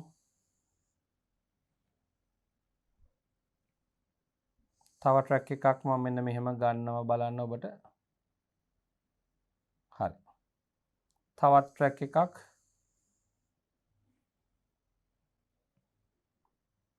තවත් ට්‍රැක් එකක් අපි අරන් බලමු. හරි. තව ට්‍රැක් එකක් අරන් බලමු අපි. දුවේ පුතේ මේ ට්‍රැක්ස් මම මෙතන අඳිද්දි මට යම් වෙලාවක් යනවා. මේවා හරියටම පරතර සමානව තමයි මේක ඇඳෙන්නේ. මම මේ වෘතයක් අරගෙන අඳින්න උත්සාහ කරනවා දල වශයෙන්.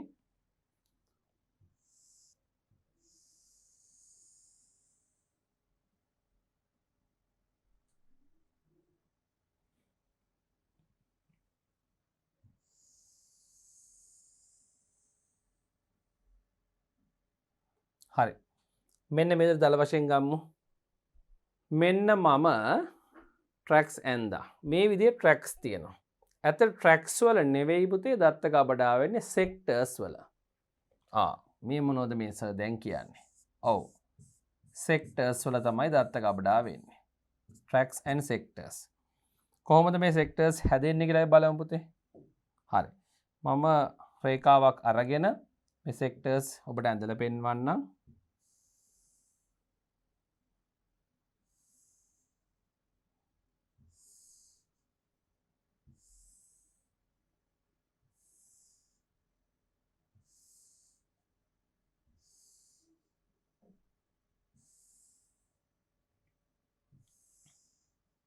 මම ආයෙත් කියන පුතේ මේවා භෞතිකව තැටිය මත පෙනෙන්න නැහැ.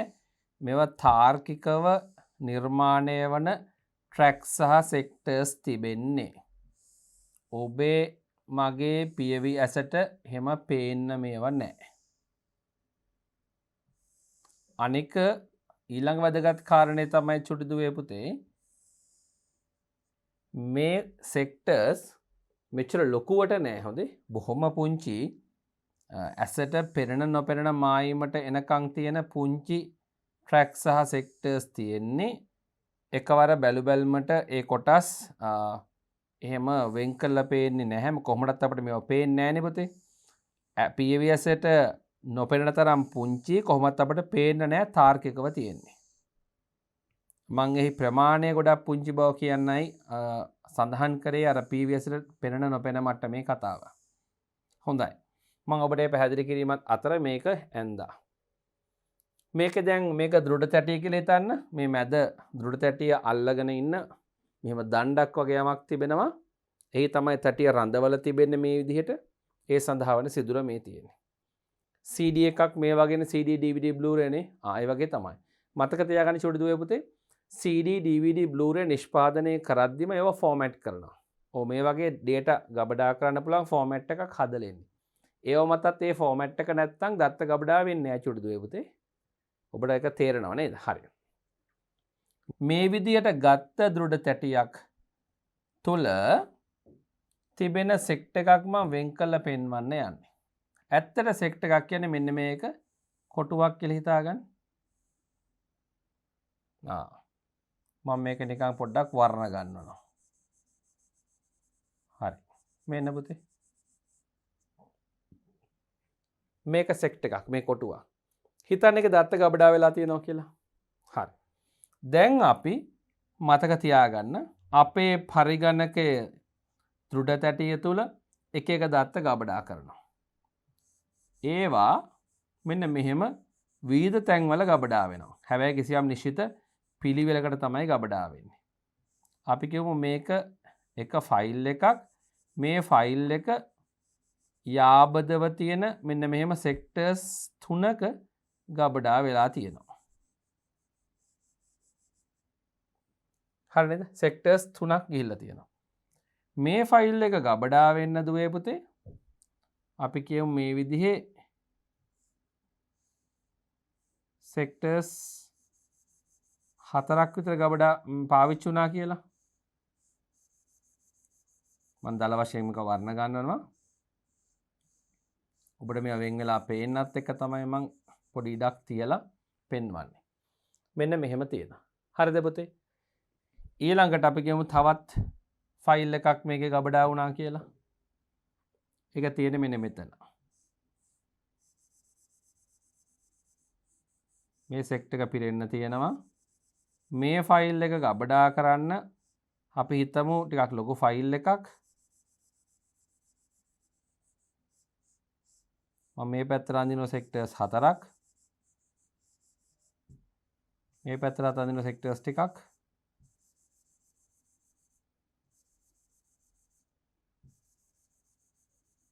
හරි. ඔය වැනි ප්‍රමාණයක් තියෙන කියලා හිතා ගන්න. තව මෙන්න මේ සෙක්ටර්ස් ටික පාවිච්චි කරනවා වෙනත් ආකාරයක තවත් ගොනුවක් ගබඩා වෙන්න. අපි නිකම්ට කියමු මේ ප්‍රමාණයක් යනවා කියලා. හරි. කොහොම හිතන්නකෝ පුතේ මේ විදිහට මේ දෘඩ තැටිය පුරාම පුතේ මේ සෙක්ටර්ස් වල අපි ෆයිල්ස් ගබඩා කරලා තියෙනවා කියලා හිතමු. මෙන්න මෙතන තියෙනවා මෙතනත් තියෙනවා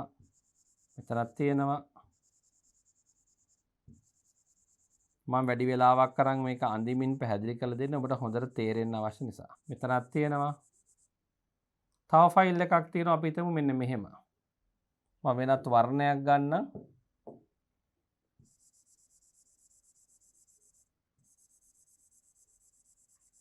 හරි. මේ සෙක්ටර්ස් දෙක විතරයි ඉතුරු වෙන්නේ. මම වෙනත් වර්ණයක් ගන්න.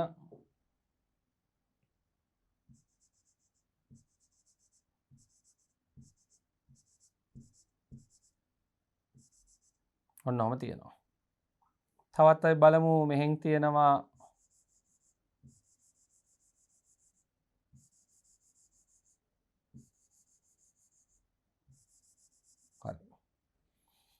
දලා අදහසක් ගන්න. මේ විදිහට ෆයිල්ස් ගබඩා වෙනවා. ෆයිල්ස් ෆෝල්ඩර්ස් හાર્ඩ් ඩිස්ක් එකේ ගබඩා වෙනවා. දුවේ පුතේ ඔබ කිසියම් ෆයිල් එකක අපි කියමු වර්ඩ් ෆයිල් එකක් කියලා. එහි පිටු 20ක් විතර ෆයිල් එකක් ඔබ එකෙන් පිටු 10ක් මකලා දානවා. පිටු 10ක් මකනකොට භෞතිකව මේ ෆයිල් එකේ තියෙන ධාරිතාවය අඩු වෙනවනේ. එතකොට අපි හිතමු මෙන්න මෙහෙම අඩු වුණා කියලා. අපි කියමු උදාහරණයට ගත්ත ෆයිල් එක තමයි මෙන්න මේ ෆයිල් එක. ඒකෙන් පිටු කිසියම් ප්‍රමාණයක් මැකෙනවා. එතකොට මෙන්න මේක අඩු වෙනවා, මේකත් අඩු වෙනවා. අපිට මෙන්න සුදු වෙනවා කියලා මම කියන්නේ මේ මැකෙනවා කියන අදහස ගන්න. ওই ප්‍රමාණය මැකුණා. හරිද? මං තව ඔබට ආදර්ශනයක් කරන්නම්. මෙන්න මෙතන ෆයිල් තිබුණා කියලා හිතන්න. මේවා පිරෙන්න ෆයිල්ස් තියෙනවා. හරිද? දැන් බලන්න මේ ෆයිල් එකේ පිටු කිහිපයක් මැකුවම කොටසක් මැකුවම මෙන්න මේ සෙක්ටර්ස් දෙක ඉඩ ඉතුරු වුණා. සමහර විට ওই සෙක්ටර්ස් දෙක පිරෙන තරම් අපි ගමු පුංචි ඉඩක් තියෙන කියලා පිරෙන තරම් ෆයිල් එකක් ආවේ නැත්නම් අපි සේව් කරේ නැත්නම් මේ සෙක්ටර්ස් දෙක සෑහෙන කලක් යනකම් පාවිච්චි වෙන්නේ නැහැ.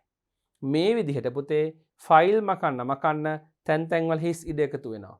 ඒ හිස් ඉඩට ගැලපෙන ෆයිල් එකක් අපි සේව් කරොත් තමයි පුතේ අන්නේ හිස් ඉඩට අර අලුතෙන් සේව් කරන ෆයිල් එක යන්නේ. අලුතෙන් සේව් කරන ෆයිල් එක ඒ හිස් ඉඩට වඩා වැඩි නම් අර හිස් ඉඩට යන්නේ නැහැ. අලුත්ම වෙනත් තැනක ගිහලා ගබඩා වෙනවා. මේ විදිහට ගියාම පුතේ ෆයිල් වල කොටස් මකන්න එහෙම නැත්නම් මුළු ෆයිල් එකක් මැකුව කියලා හිතමු. මෙහෙම ගන්න පුතේ. මෙතන මෙන්න මේ ෆයිල් එක මකන අපි කොහොමද තනි ෆයිල් එකක්. එක ෆයිල් එකක් මේක.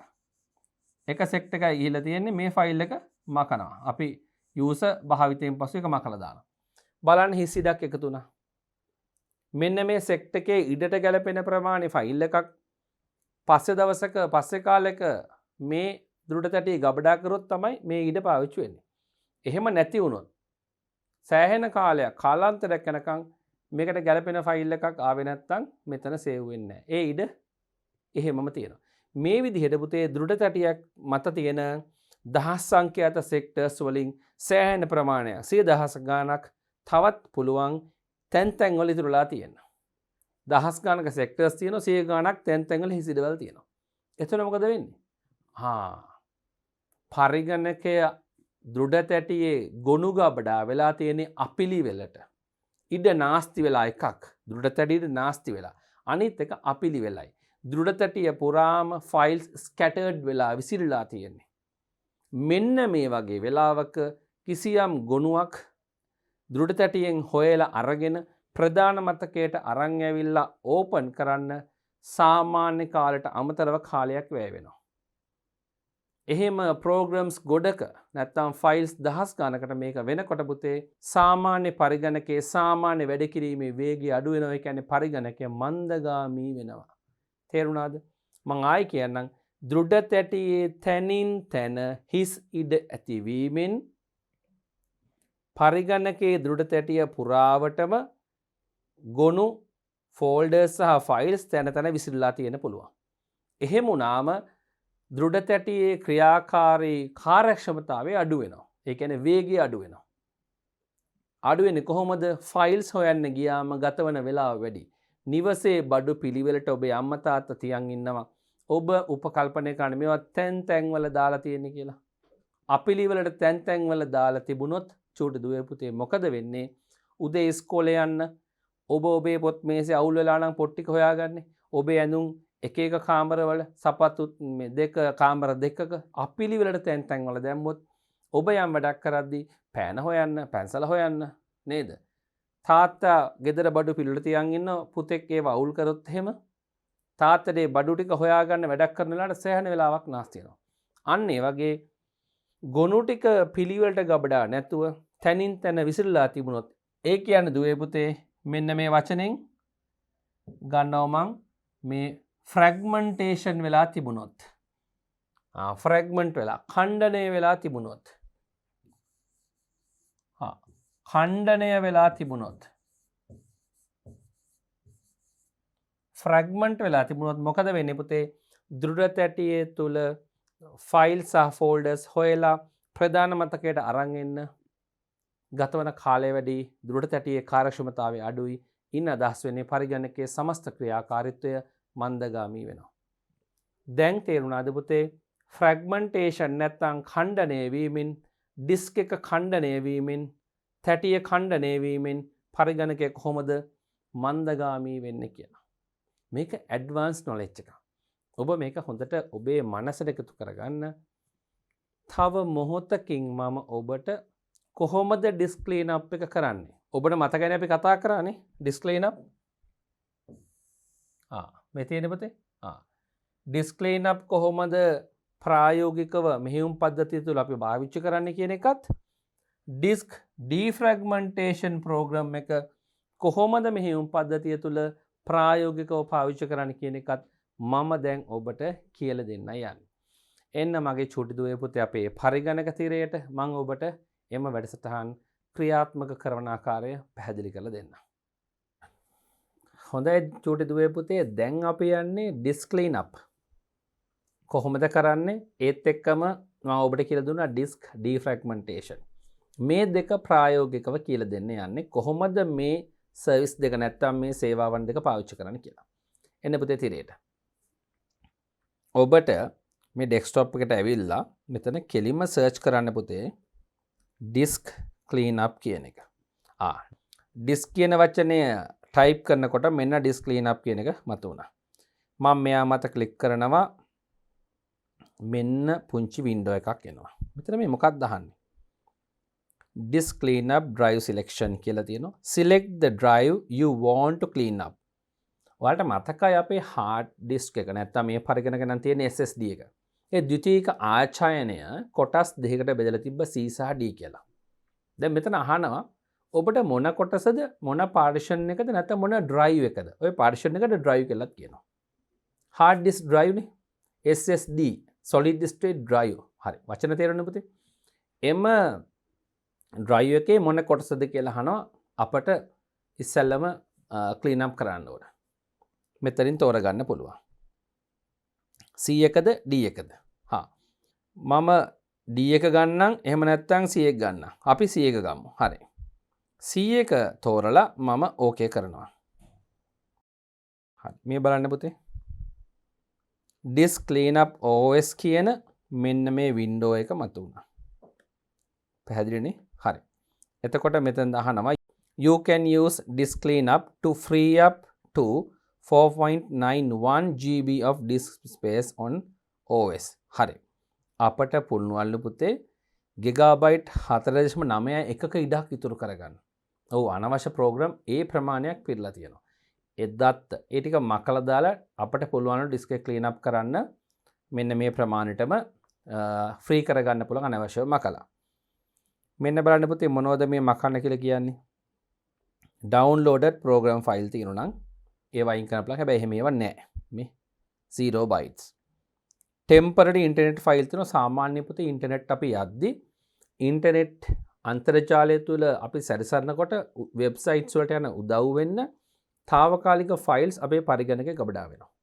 අන්න ඒවා අපිට මකන්න අමතක වෙනවා. අපිට සාමාන්‍ය මකන්න සාමාන්‍ය ක්‍රමයක් නැහැ. අන්න ඒවා මකන්න මෙතනින් පුළුවන්. සාමාන්‍යයෙන් මේ ෆයිල්ස් ඔටෝමැටිකලි මැකෙන සමහර ඒවා සමහර ඉතුරු වෙනවා. හරි නේද? හොඳයි. ඊට පස්සේ මේ රීසයිකල් බින් එකේ තියෙනවත් මකලා දාමු. බලන්න පුතේ. මෙගාබයිට් 1.42ක්. ඊට පස්සේ මේ thumbnails කියලා තියෙනවා පුතේ මෙගාබයිට් 49ක්. හරි.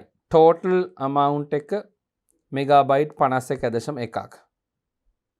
මෙන්න මේ ටික මකලා දාන්න පුළුවන් ඩිස්ක් ක්ලීනප් වලින් මේ අනවශ්‍ය ටික අයින් කරලා දැනට මෙගාබයිට් 51ක් අපිට ෆ්‍රී කරගන්න පුළුවන්.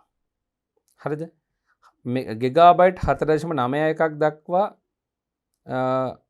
මේක වැඩි කරගන්න පුළුවන් ෆ්‍රී එක අනවශ්‍ය ෆයිල් තෝරලා මකලා. හරි. දැනට අපි තෝරගත්ත එච්චරයි පුතේ. මං මෙහෙම තියලා පුතේ මෙන්න clean up system files කියන එක හරහා ගිහිල්ලා මේක ක්ලියර් කරන්නත් පුළුවන්. මං එච්චර ගැඹුරට යන්නේ නැහැ පුතේ. කෙලින්ම මම මෙතන ඕකේ කරනවා. බලන්න මං ඕකේ කරනවා. මෙතෙන්ට අහනවා ඇත්තටම මේවා permanently delete කරන්න කමක් නැද්ද කියලා පුතේ. ඒකයි මේ message එකෙන් අහන්නේ. හරි නේද? right. ඔබට ඒක පේනවා. මම delete files කියන එක දෙනවා. මෙන්න පුතේ clean වෙනවා දැන්. හරි. clean වුණා. ඉතා වේගෙන් ඒ කොටස clean වෙලා ඉවරුණා. ඔන්න ඔහොම තමයි disk cleanup program එක අපි use කරන්නේ. තේරුණානේ දරුවනේ? හොඳයි. අපි මෙන්න ආයේ desktop එකට ආවා. මම ඔබට disk cleanup කියලා දුන්නා. දැන් කතා කරන්න තියෙන disk defragmentation එක. බලමු දෙන්න ගිහිල්ලා. ඒක කරන්න පුතේ මෙන්න මෙතන search කරන්න disk මේ බලන්න පුතේ. cleanup එක ඊට පහලින් තියෙන app එකක් මෙන්න defragment and optimize drives කියන එක. ඔව් මේක තමයි අපිට තෝරගන්න ඕන. හරි. මම මේවා ක්ලික් කරනවා.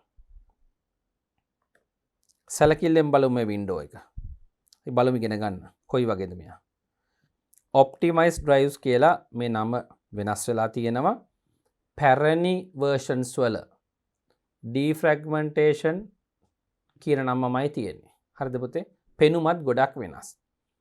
You can optimize your drives to help your computer run more efficiently. හොඳ කාර්යක්ෂමතාවයකින් ඵලදායීතාවයකින් අපේ පරිගණකයේ ධාවනය වෙන්න මේක හරි වැදගත් වෙනවා කියන අදහස අපිට තේරෙනවා. මෙන්න පුතේ C කියන පාර්ෂන් එක මෙන්න D කියන පාර්ෂන් එක. solid state drive එකක් මේකේ තියෙන්නේ පුතේ. අපිට පුළුවන් මේවා select කරලා මේ තැන විසිරලා තියෙන scattered වෙලා තියෙන files ටික පිළිවෙලකට හදාගන්න. හොඳයි. ඉස්සෙල්ලම කරන්න ඕන මම මේ C එක තෝරලා තියෙද්දි පුතේ පහළට එනවා. මෙතන optimize කියන එක select කරලා මට පුළුවන් මේ වැඩේ පටන් ගන්න. එහෙම නැත්නම් මට පුළුවන් D එක select කරලා optimize කරන්න. හරිද? defragmentation process එකමයි සිද්ධ වෙන්නේ. හරි. මං C එක select කරා පුතේ. optimize click කරන්නම්. විශාලණිය අඩු කරලා. හරි. මෙන්න පුතේ එක දැනට run වෙනවා. හරිද? ඔව්. වේගෙන් run වෙලා optimize වුණා.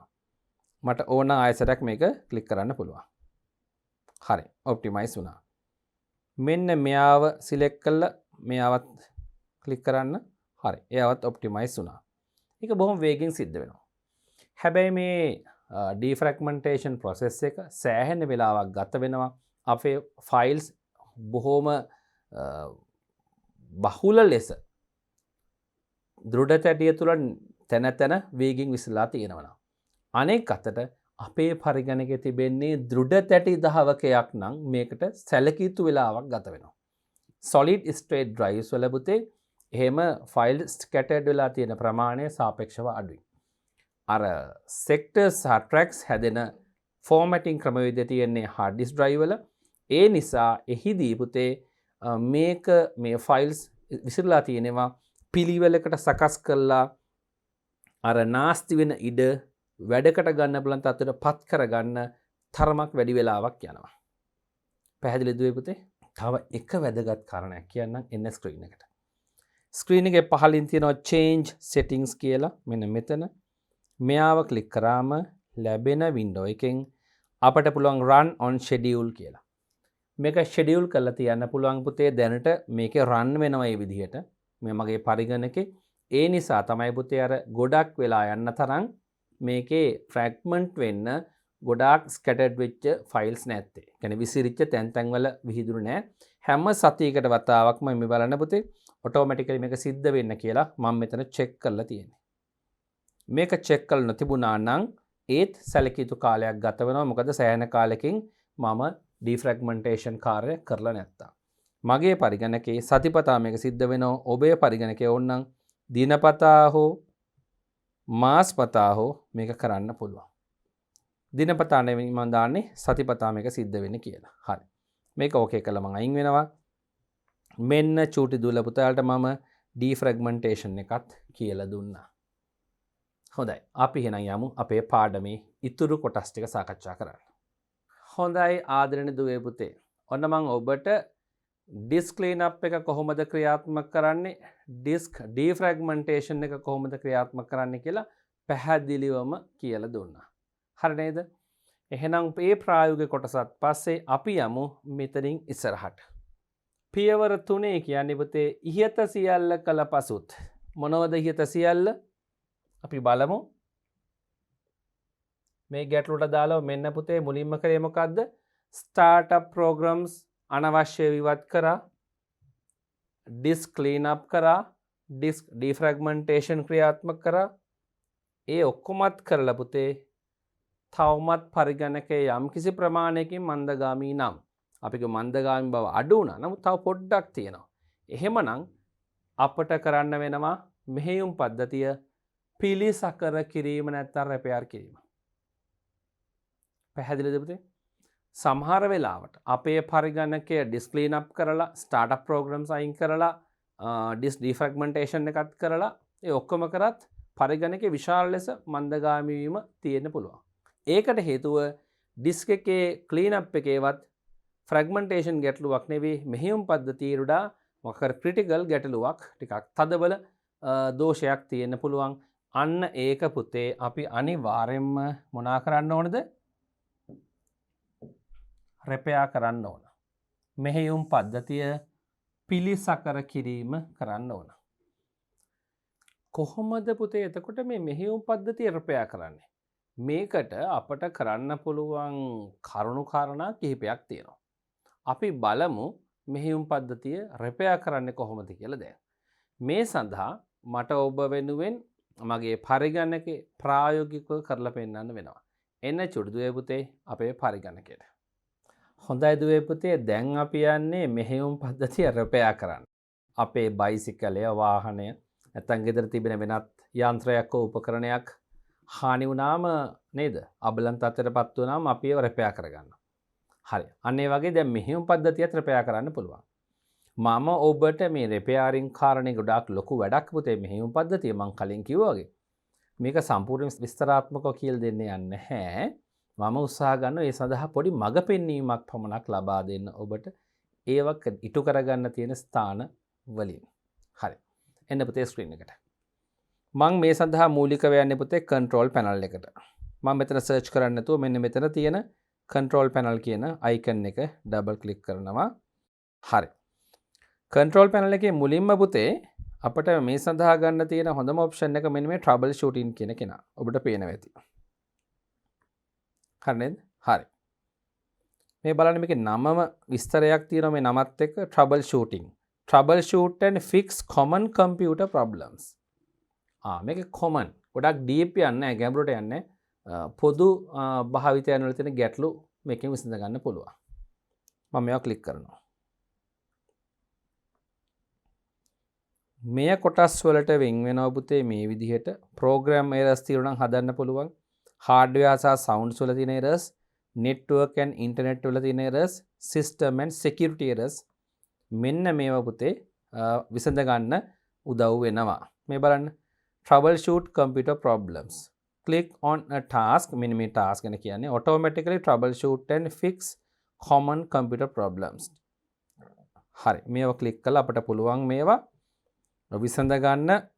මම මේ run කියන එක මත ක්ලික් කරනවා. මෙන්න පුතේ එනවා වින්ඩෝ එකක්. මම මේක ක්ලෝස් කරලා හાર્ඩ්වෙයාර් එකේ මෙන්න මේ troubleshoot audio recording කියන එක ක්ලික් කරනවා. බලන්න මේ වින්ඩෝ එක ආවා. හොඳට අවධානයෙන් බලන්න පුතේ මේ වින්ඩෝ එක දිහා.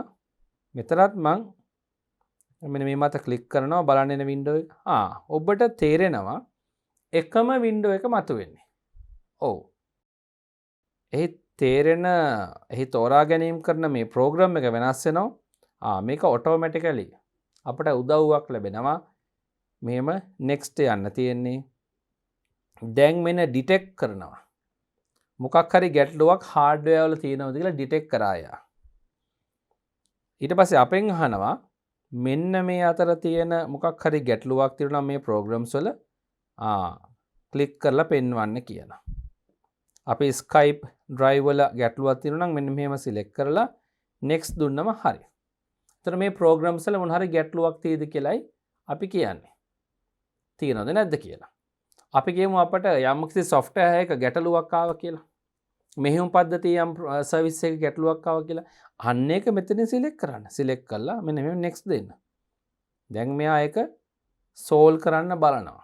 ඇත්තට එහෙම ගැටලුවක් මගේ පරිගණකේ නැති නිසා ෂණිකව එයාට එහෙම ගැටලුවක් හම්බුනේ නැති නිසා මෙන්න පුතේ trouble shoot option දෙකක් දෙනවා.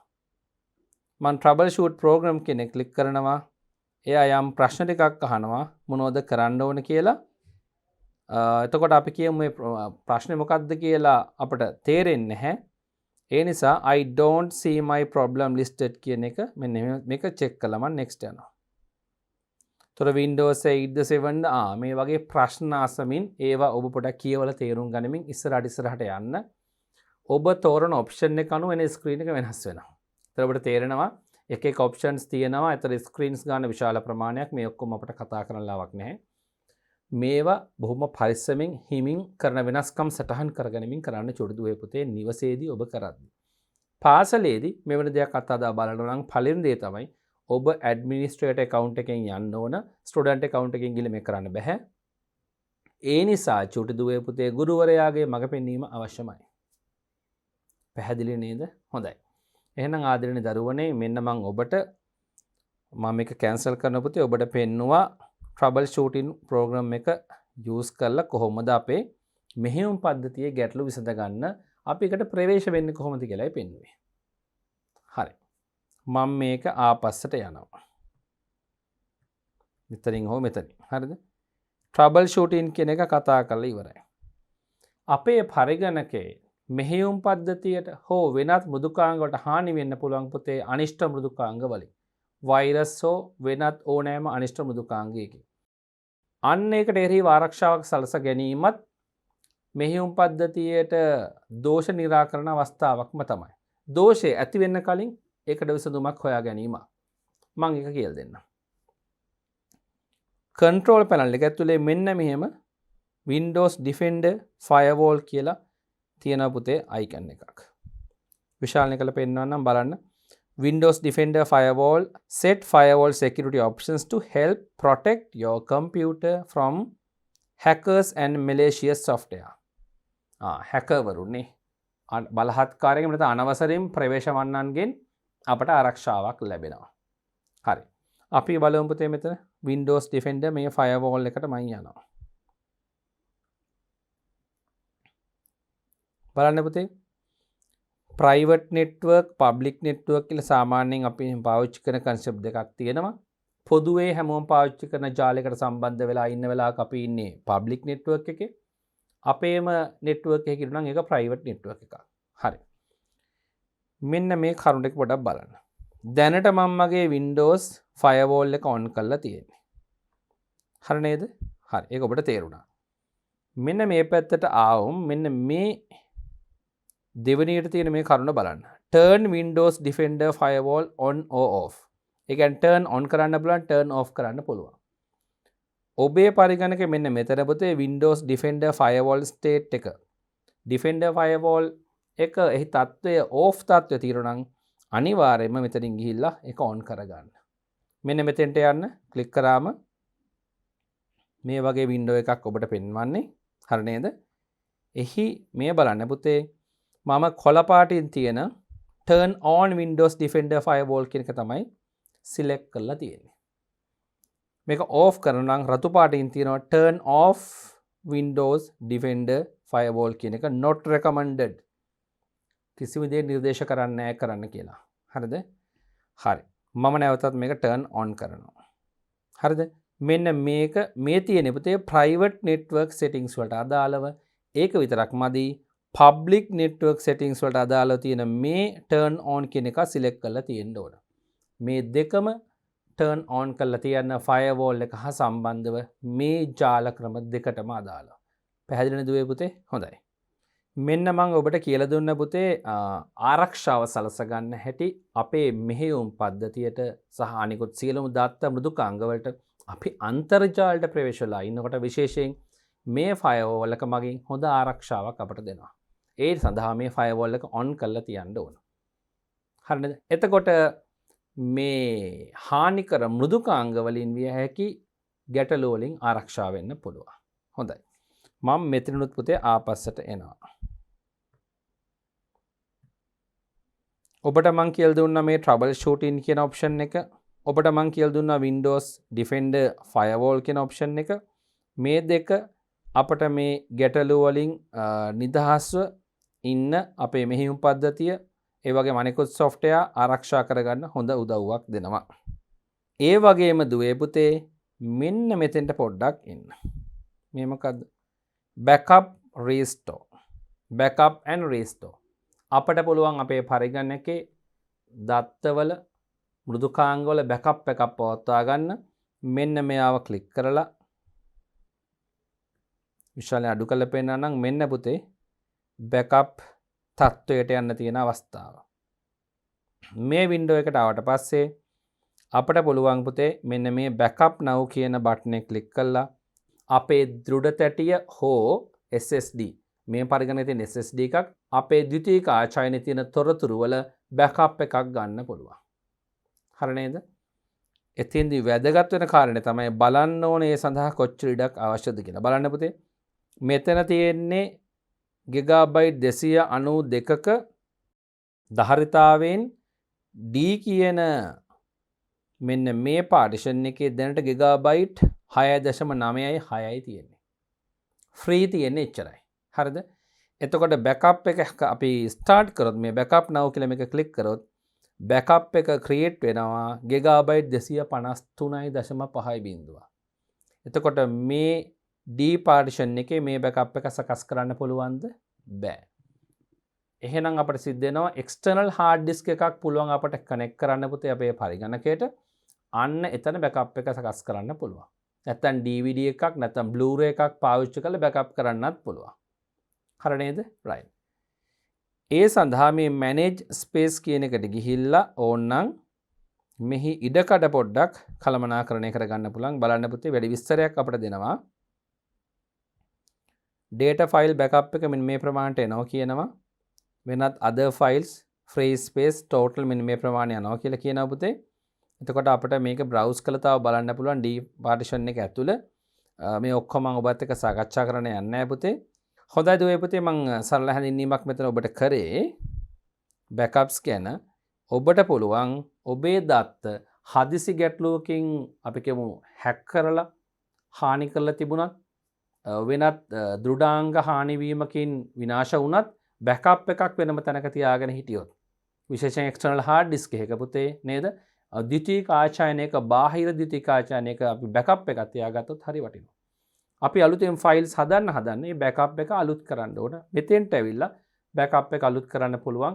ඔබට කරන්න තියෙන්නේ කලින් බෑකප් කරපු ද්විතීයික ආචාර්යනය පරිගණකයට සම්බන්ධ කරලා මෙන්න මෙතන backup now කියන බටන් එක ක්ලික් කරන්න විතරයි. මෙන්න මේ බටන් එක. මෙයාව ක්ලික් කරාම ඒ එක්ස්ටර්නල් හાર્ඩ් ඩිස්ක් ඇතුලේ අලුත් කොටස් ටික නැවත එකතු වෙනවා. හොඳයි චුඩුවේ පුතේ. මතක තියාගන්න මේ සඳහා යම්කිසි වේලාවක් ගත වෙනවා. හොඳයි චුඩුවේ පුතේ මෙන්න ඔබේ පරිගණකයේ මෙහෙයුම් පද්ධතියේ ආරක්ෂාව අනෙක් මෘදුකාංගල ආරක්ෂාව සඳහා අපිට දෝෂ ඇති නොවේ පරිගණකය පවත්වා ගන්න මම ඔබට ඔප්ෂන්ස් ගණනාවක් කියලා දුන්නා. විසඳුම් කිහිපයක්ම කියලා දුන්නා.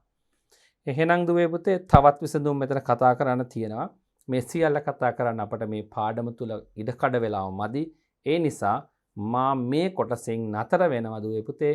අපි යමු ඩෙස්ක්ටොප් එකට. හරි.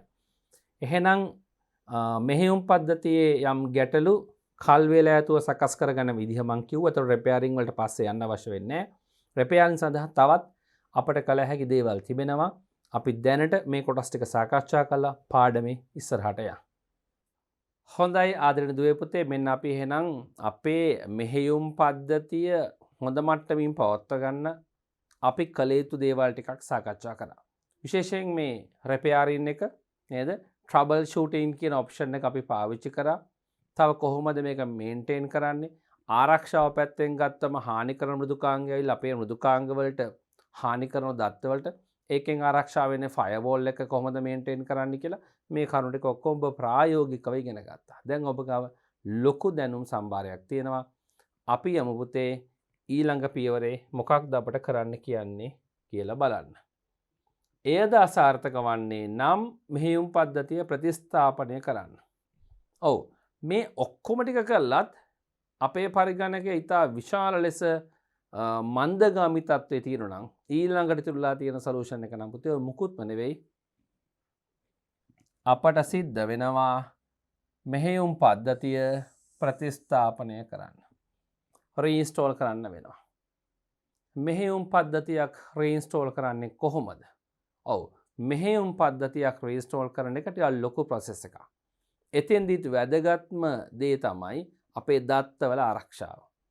මෙහෙයුම් පද්ධතිය රීඉන්ස්ටෝල් කරද්දී පුතේ කිසිම වෙලාවක මුළු හાર્ඩ් ඩිස්ක් එකම අපි මකලා ගන්න ඕනේ නැහැ.